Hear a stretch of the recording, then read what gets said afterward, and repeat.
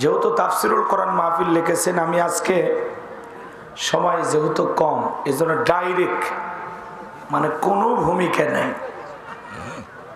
একবারে সরাসরি আলোচনা করতে চাই। কথাকে বোঝেন না? রাগ করবেন মনে হয়?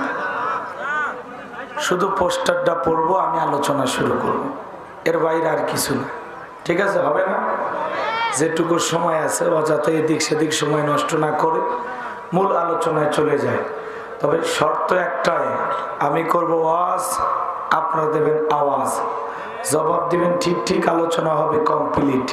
শ্রোতাদের স্পিরিটেই বাড়ে বক্তার হিট, আলোচনা হবে জায়গা মতো ফিট।